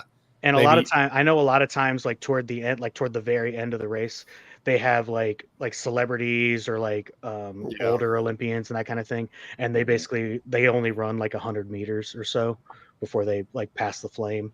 Yeah. And then somebody takes it up to like the official Olympic torch that they light. From when they used to run from Marathon to Athens or whatever it was, I think. Yeah. I don't know the reasoning behind it, but I heard Snoop Dogg was supposed to be one of the people. But yeah, they do like that kind of thing. Honestly, the big thing I guess we can talk about a little bit. I don't know how much you guys have kept up with this. I'm probably saying it wrong. I feel like I've only been reading it. I haven't heard the name of the river, but the Seine River, which is basically where they're going to do the opening ceremony. I believe they talk about the protests boats. Yeah. And well, they were supposed to do some like actual swimming in the river, like the triathlon and other races were going to do like their swim section. And I believe if they don't clear the water for the triathlon or when the race comes, then they're just going to take the swimming part out of the triathlon, which I think is silly, but whatever you protesters dumped a bunch of feces in there or something, right? Is that what? Yeah, there was a big plan. Well, the way the story basically goes is that the river cuts right through the middle of Paris. Yeah. And it's been pretty highly polluted for a long time. It's kind of stunk and it's got like E. coli and other bacteria in it that you really don't want. And there have been plans, I guess is a pretty loose word to use for this, to try and clean the river for a long time. And then they finally basically use like the Olympics as like an excuse to spend a lot of money to try and clean this river. And then it hasn't really worked. And officials there in France, like their president and somebody else, had been saying that like the river's fine, you can swim in it. Like they were even planning on doing a swim themselves back in like May when it was originally planned, and they had to reschedule it because testing in the water was still like very I don't think toxic's necessarily the right word, but you know what I mean when I say like toxic. It was not good for a human to be swimming in. Like And so they postponed it until I want to say the female representative or like whoever she is, she did get in the water. She didn't swim, but she kind of got like it looked kind of like a boat launch almost, and she like laid down and like splashed in it a little bit and like got up. And I had that same face on when I watched her do it, because I was like I don't know, man. This doesn't seem right. She gets out. She's like smelling her hands and like the Trinity River. Like if someone did that at Trinity River, I'd be like disgusted. So right? Kind of yeah. the same way. I think the Trinity River is a little cleaner. It might be cleaner. Yeah, you don't want to do that. We've only cleaner, I'm sure. I mean, Dallas has really only been occupied for a couple hundred years. Not that's true. France has been like I don't know over 1,000 something. Yeah, that's so gross.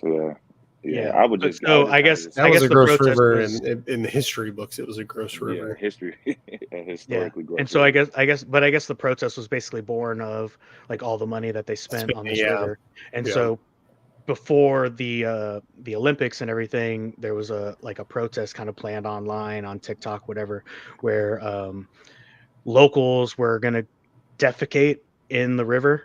Yeah, that's what I saw. And so like that was a huge story. To be honest, I feel bad because I forgot to kind of look it up earlier this afternoon to see if they've actually like decided the river's like fit for swimming or whatever. So what's this? Warner Brothers Discovery matched Amazon's offer. Oh, nice. Okay. I think I saw something about that today. That TNT I just denied. Saw that yeah, they said they didn't come close enough. They thought they matched it, but they didn't, or something like that. So as of now, TNT's last year with the NBA will be next year. Oh, that's good. They're going to move forward with Amazon. Yeah, that was like within the last couple of hours, I heard. Okay, gotcha. Yeah. Unfortunately, I mean, I don't care, but it's NBA tonight or whatever it's called. Inside the NBA, I love that. The NBA, yes. Maybe. Yeah. So, as far as the opening ceremony goes, I don't really have like an issue with like the boats going down the river, doing their thing, whatever. Having the events in the river, I think it was piss poor planning. Terrible. It's kind of a cool thing, but not when that's and I mean, considering that like whenever the Olympics are hosted in whatever city, they still have like other locations for things, and it seems to me like you could have planned for like the triathlon to like do their swim somewhere along the coast and use the ocean instead of this river in the middle of Paris. Or built a new river or something, or a small river or something like that. I don't understand what they thought they were like getting out of like using this particular river outside of the opening ceremony, because I understand wanting to use it for the opening ceremony. It does go right through the middle of Paris, and so I understand if you want to use that to like lead up to the stadium and do your whole ceremony, but using it for swimming events and things like that just seems silly. It's a river, it's flowing, you know what I mean? It's like exactly, because I mean you're not going to get the same, say atmosphere is the right word, but you're not going to get the same deal as a calm swimming pool, right? One way or the other, whether it's flowing very fast, there's still factors that are involved. And I mean, and triathlons are traditionally done, as far as I know, with like oceans and stuff anyway. So, and really it's like against the current one way and with the current coming back, so you kind of get both or whatever, and you test the athletes that way. But I don't know, this seems like very poor planning, especially when like you're 3 months out and you're like, this river's still not good. It's like, maybe you should make a backup plan, like figure something out.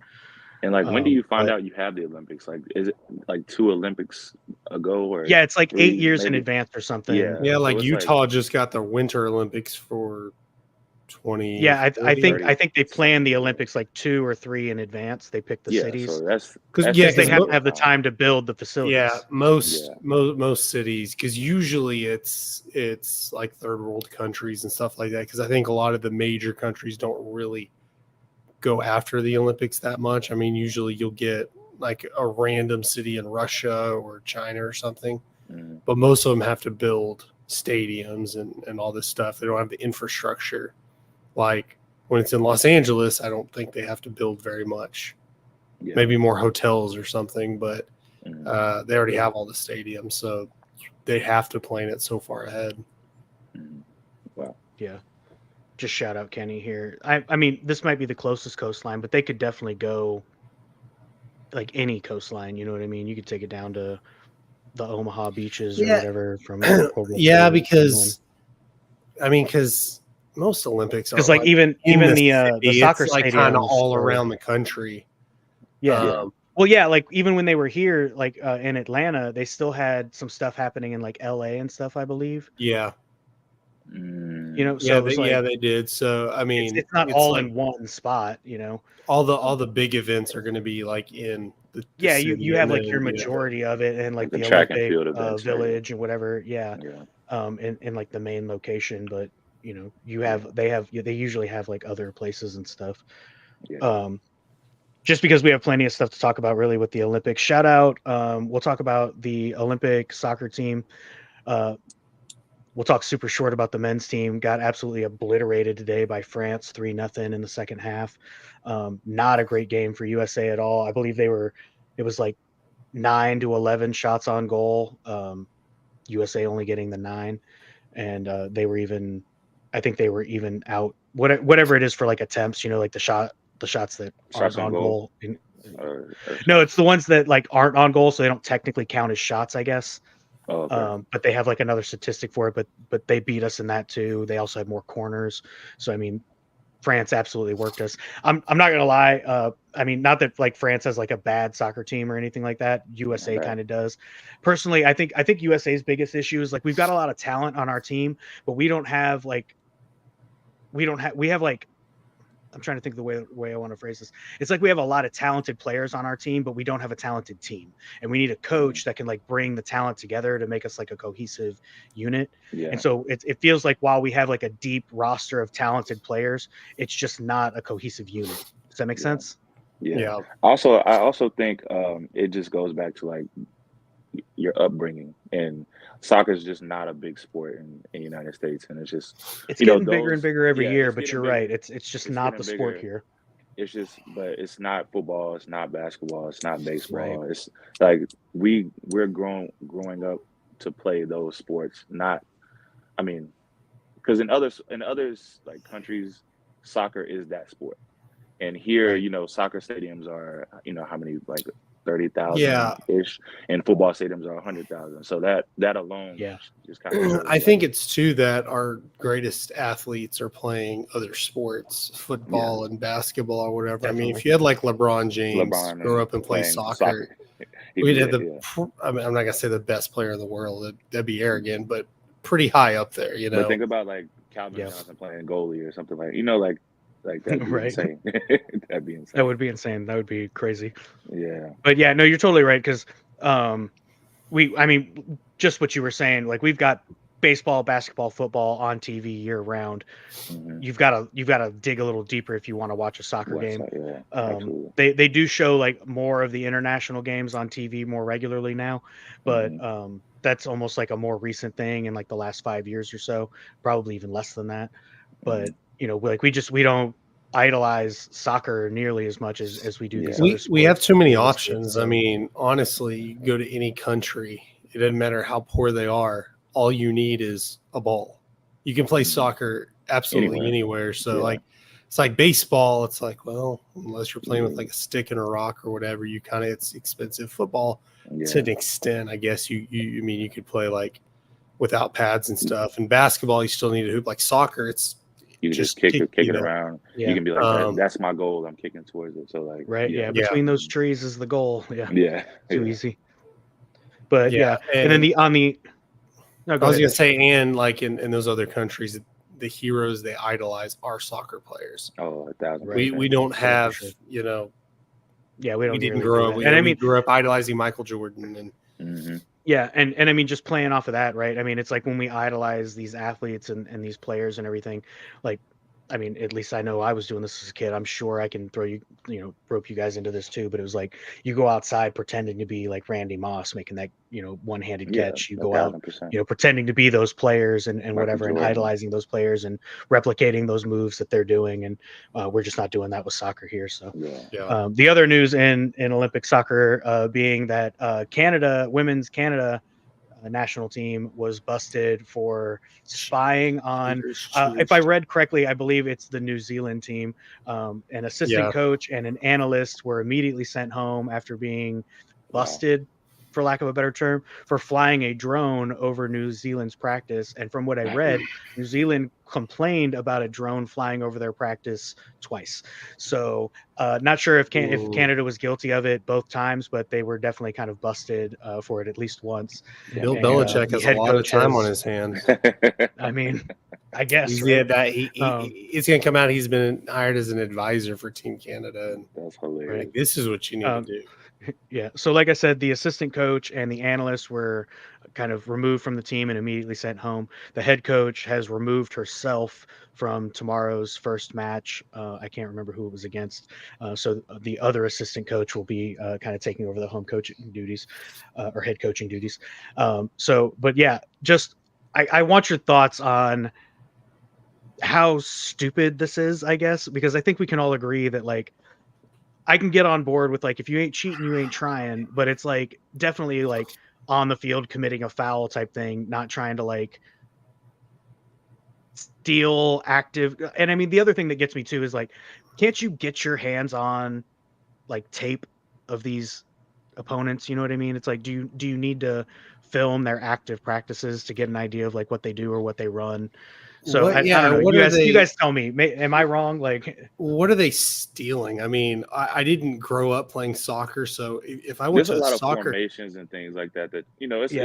It's almost like plays. Like there are formations, there are plays, formations, plays that they run. So like it could be that might be what they're stealing. Like maybe we're just so out of like I've never like I played a little bit, but like I was like goalie and like but like I've never really got in depth in that. Like like it's almost like filming a football practice and like that's a double pass that they're about to run. Or that's like a I guess it's easy. I mean, football plays are much more organized, but I can spot them because I'm used to watching football. Yeah, but maybe I'm just culturally out of it. Is women's soccer in Canada very popular where they're going to be cheating? I mean, women's maybe we need to be cheating. Are the reigning champions? Maybe, but they won the gold in the last. And I mean, just to play devil's advocate here a little bit, some of the better plays that I would imagine you can record and get information off of from a soccer practice or whatever would be things like the formations that they line up in for on like a corner kick and who they're trying to like get the ball to as far as like their attack on those types of those types of plays. Also like keeping an eye on those attackers and seeing like when they like to break and that kind of thing.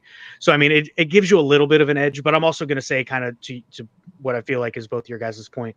It's like even with having the tape of an active practice like yesterday's practice and whatever, you still have to go out there and execute.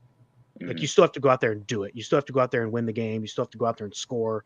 And so I don't necessarily know how much you're actually getting out of watching their active practice, from yesterday versus watching footage or game film from their last game, a week ago or 2 weeks ago or whatever it was, So I don't know. This seems very foolish. And then on top of that, like how many drones did they think were flying over these practices that people were going to like see it and be like, oh, that's normal.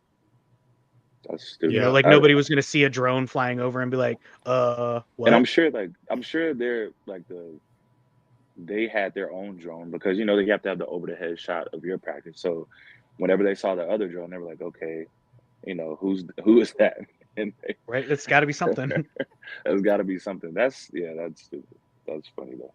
Yeah. Why wouldn't you think it was like an Olympic drone or something? Hey, we're just probably had like a Canadian flag on it or something. And they were like, oh, why would you need to put a Canadian flag? It's just like giving yourself up, but I don't know. I mean, flying drones. Canadians are very passionate. But like flying drones can get you in trouble. I mean, I wouldn't mess around flying a drone in a foreign country and break some foreign law. Yeah, get shot down. I think depending on the size of the drone, you have to have all kinds of licensing and warrants and everything because like you're in airspace, you know. Yeah, for sure. But keeping on that, shout out to U.S. women's team. Kenny with the stats here. You know, U.S. women's team has the most World Cups and gold medals. So hopefully we can run that back. Gotcha. We can change lanes here a little bit as we wrap up this final topic here. I figured we'll just start with we'll talk about a couple of our favorite summer events, and I'll shout out some names if I got those events written down. So anybody want to kick us off? Some of your favorite events to watch the Summer Olympics? Basketball and all basketball, good one. Yeah, all the sprint events. Those are like, you know. I mean, what's not to love about this basketball team? Both men and women's team, pretty stacked. Diana Taurasi going for her 6th gold, which I think is awesome, and she's like an OG. Actually, when I was looking up some of this stuff, I didn't know or realize this, but I think it was back in 2017 she got like the all-time scorer record in the WNBA, and as of right now, she is the only player in WNBA history to hit 10,000 points. Wow. So that's going for her 6th gold, I can definitely root for that. That's awesome. I think she's in her 40s now too. So. My gosh. Wow. Right, so that's crazy. What, 24 years. Wait, or like, is it? Yeah, right. I was about to say that. Yeah.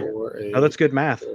Thank you, public school system. Man, I teach, so I at least gotta know math. Right.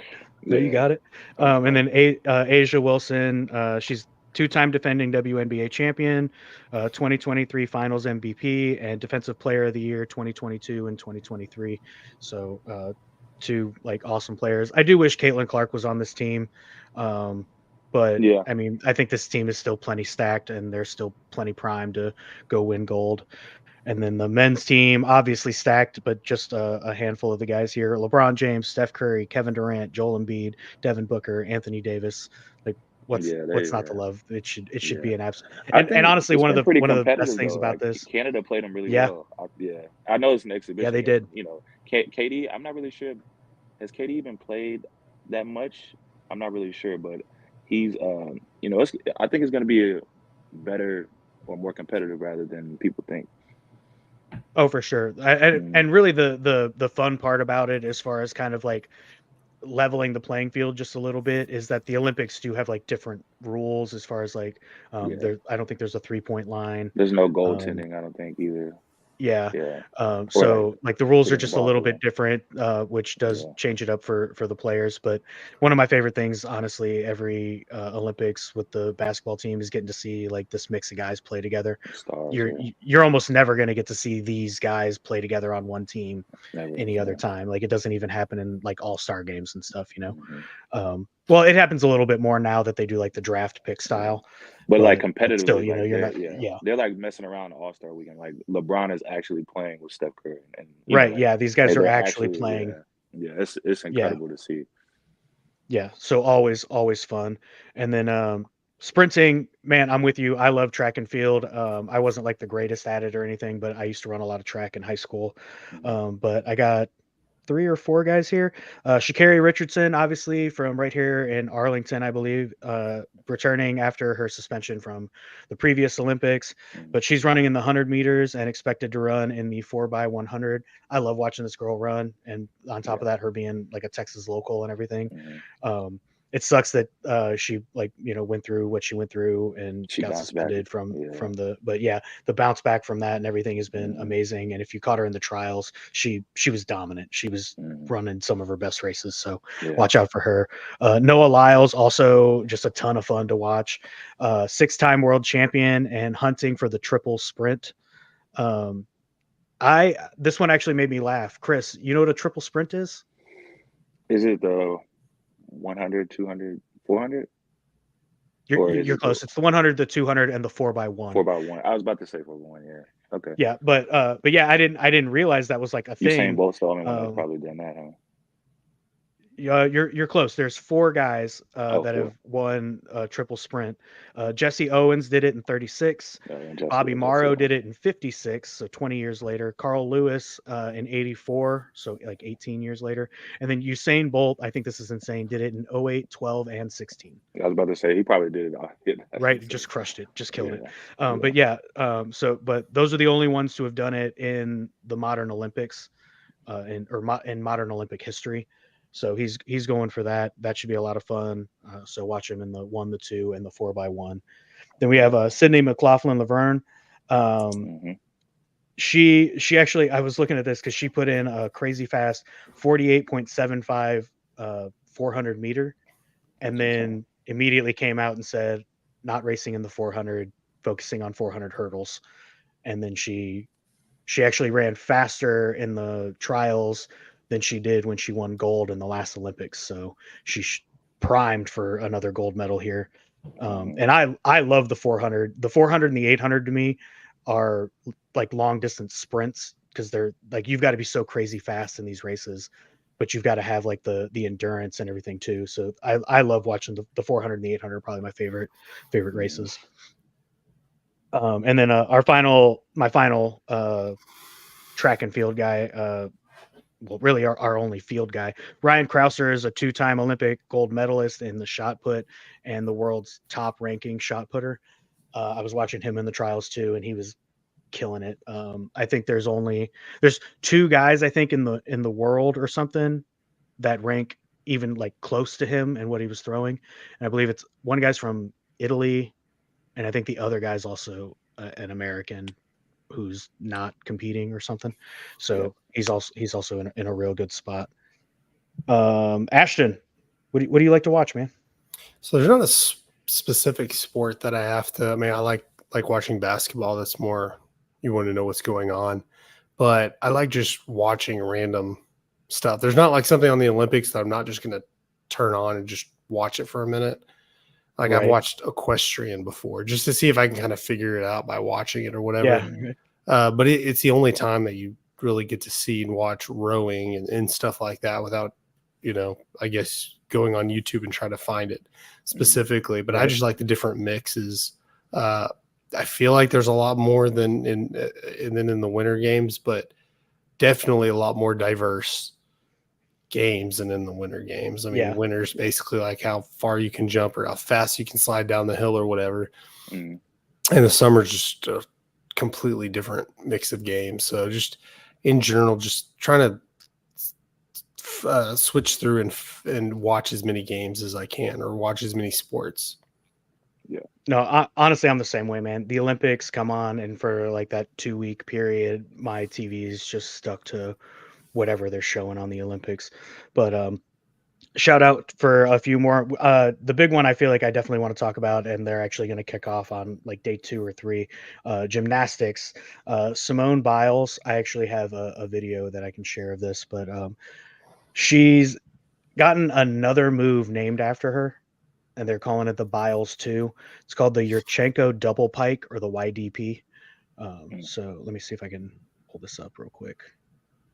Because watching this girl do this, man, I was like, she's incredible. It's insane to me. And honestly, it's insane to me that people can do this stuff in general, but like, being able to do like a move like this is insane. Skill named after her.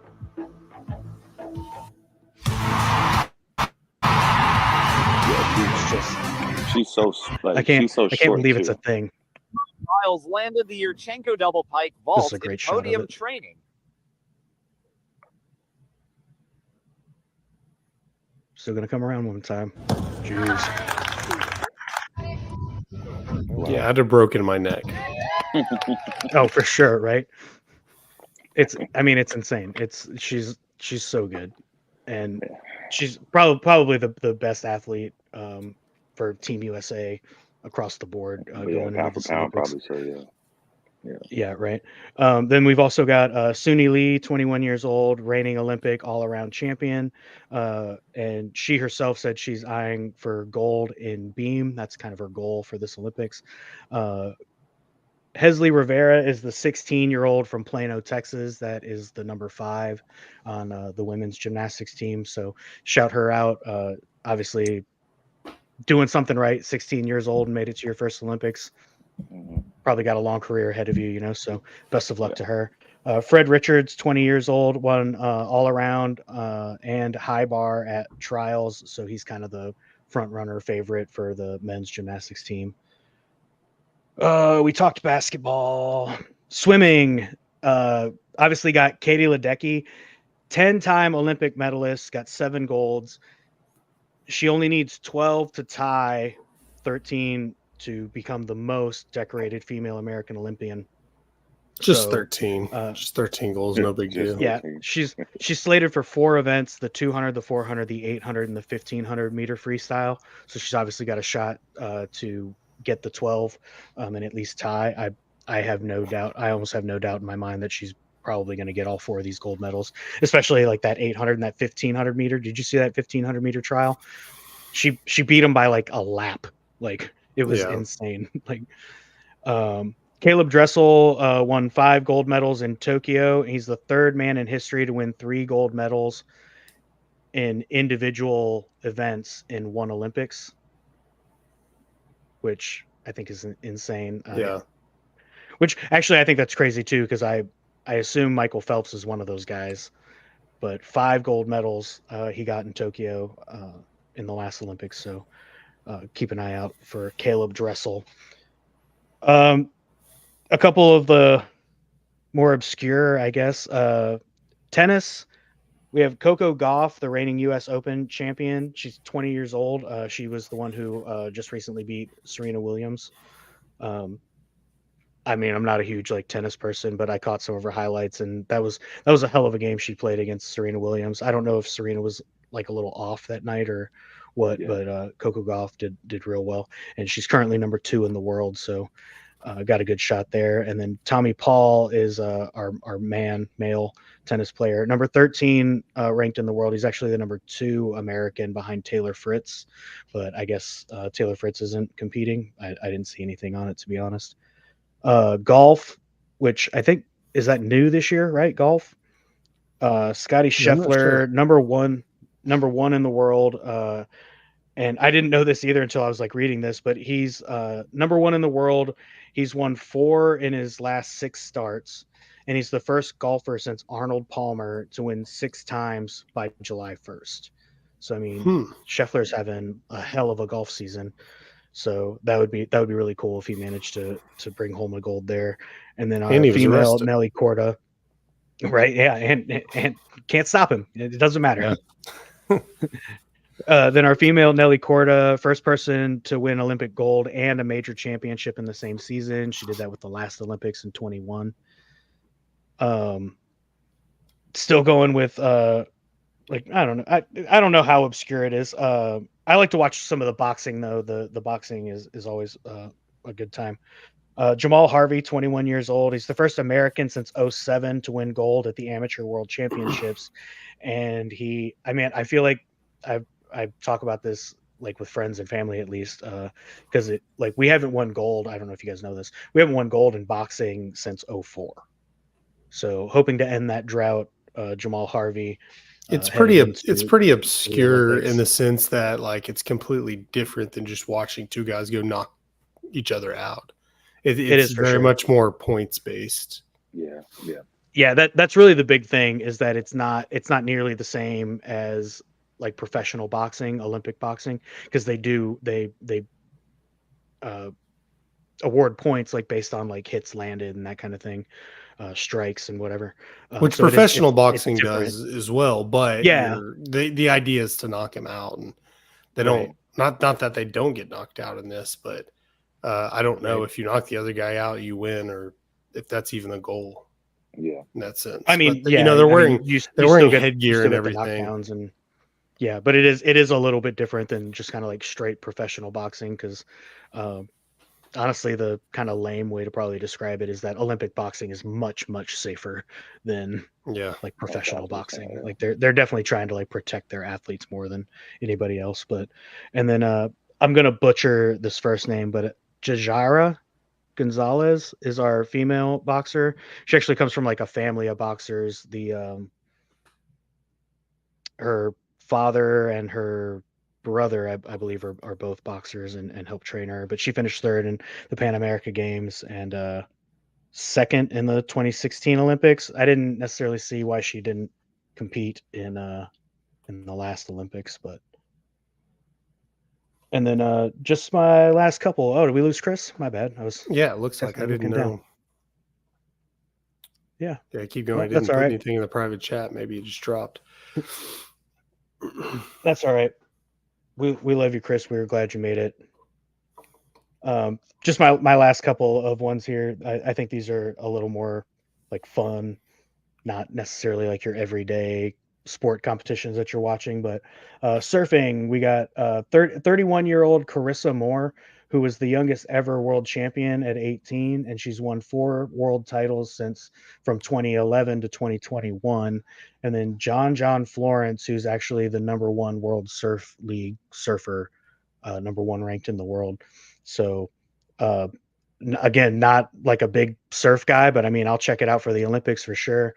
I have no idea how they like award points and all that, but it's kind of cool to see that our competitors are, pretty talented. Carissa Moore being the youngest champ when she was 18, obviously, 10, 12 years ago, and John Florence being number 1 is, always going to make you feel good about your chances for another gold. Then, sport climbing, I actually kind of enjoy this one too. Just watching people try to fly up a rock wall. Brooke Rubitu had gold finishes in her last 2 competitions that were basically Olympic qualifiers leading up to the Olympics. And both her parents are former world champion climbers as well. So she's bred from that stock, just ready to go. Just 23 years old. And I mean, again, that's one of those like weird things that I think is always funny about like certain sports and stuff, because the majority of sports were always born of like, oh, I can run this far faster than you, or I can climb this faster than you, or it's just kind of like children competing. It's like, oh, I can surf this wave longer than you can, or whatever. I think so. Some of this stuff I always think is so funny. But we got BMX racing. I actually really enjoy BMX racing as opposed to like kind of the BMX freestyle and whatever.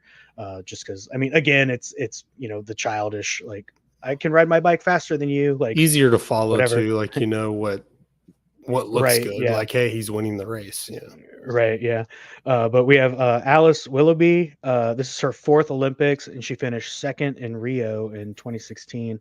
But I didn't see anything about like her last Olympic appearance. So that was all I really had to go on. But yeah, kind of like what you were saying, like BMX racing's like fun to watch in the sense that it's simple. It's not real hard to understand. Like, oh, they're in the front. They won, and knowing that like the top 3 finishers move on to the next heat, and you keep racing and that kind of thing. So my final 2 here, skateboarding, Jagger Eaton won X Games gold in park skateboarding in 22 and 23 and Olympic bronze in Tokyo. So I watched some of his highlights. He's pretty good. He was doing this crazy like kickflip, heel flip to like a nose stall, and he did it like 2 or 3 times in a single run and just nailed it every time. And it does not look easy by any means. But yeah, I was like, man, this watching some of the skateboarding is always fun in the sense that like I've never been able to do any of that stuff. Yeah.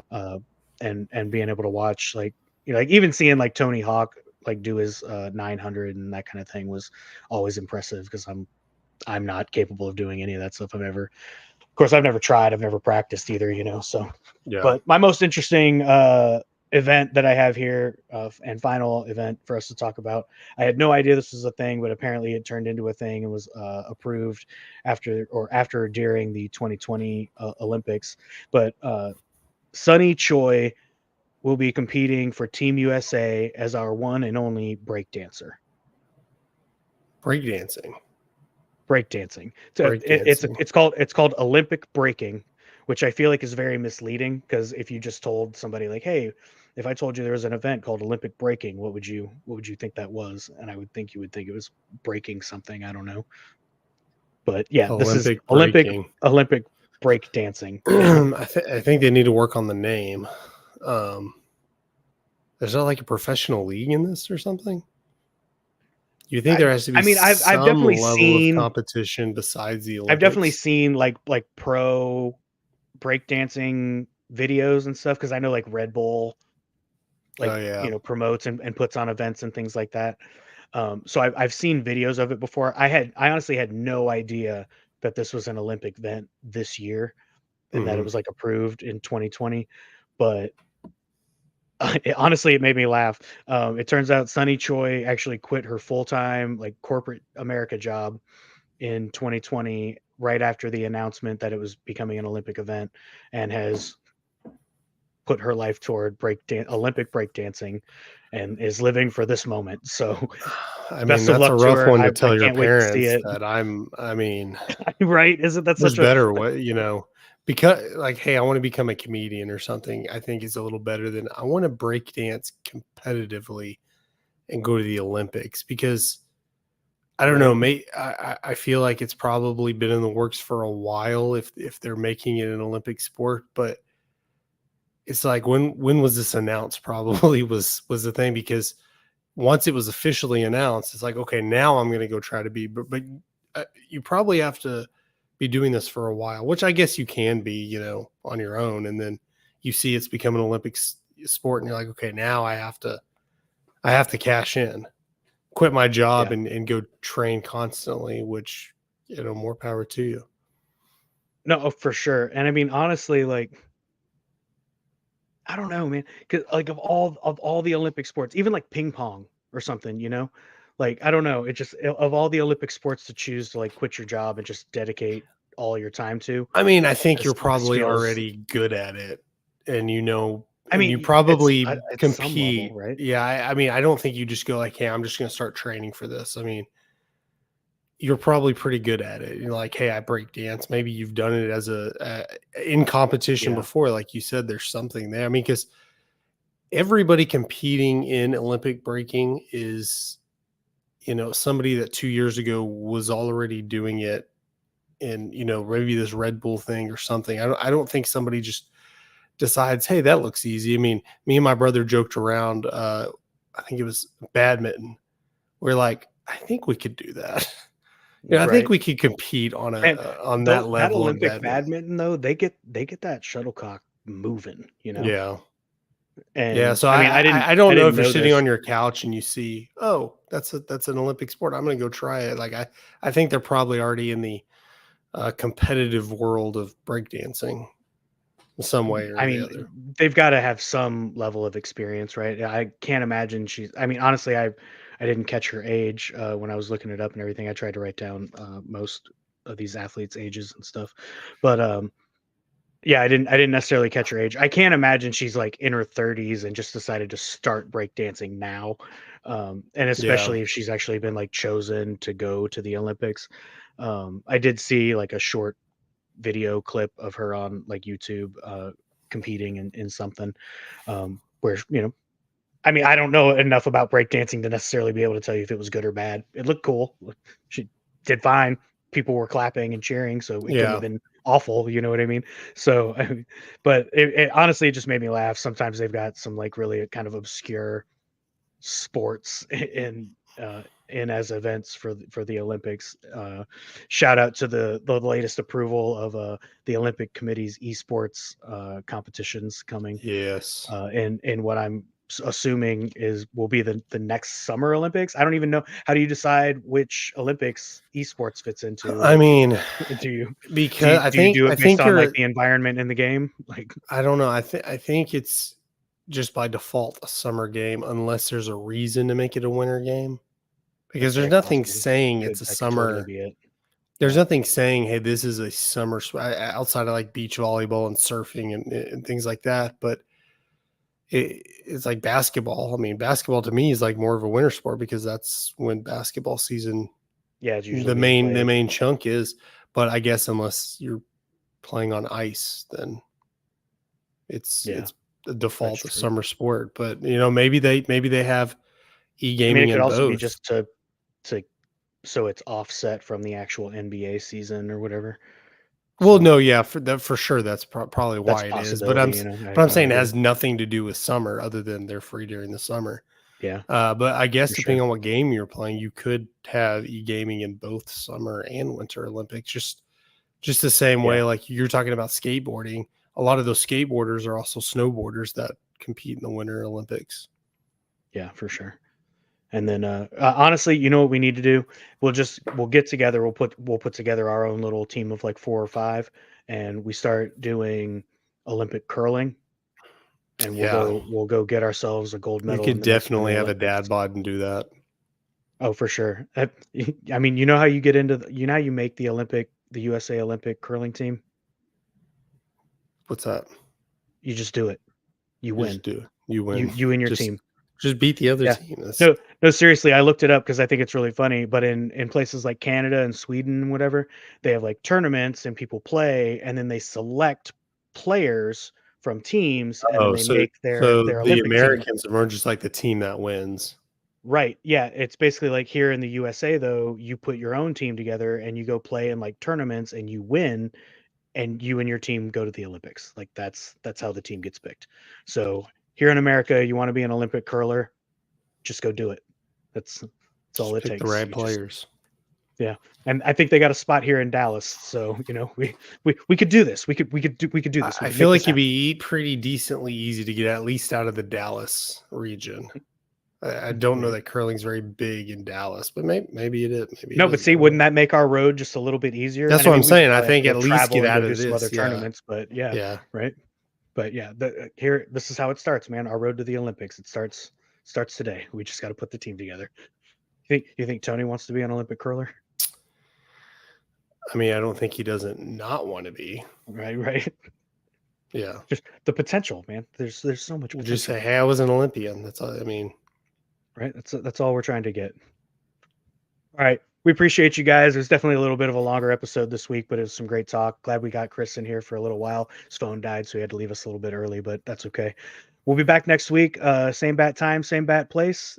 Feel free to like and subscribe to our channel. And yeah, we'll see you guys next week. Appreciate y'all being here.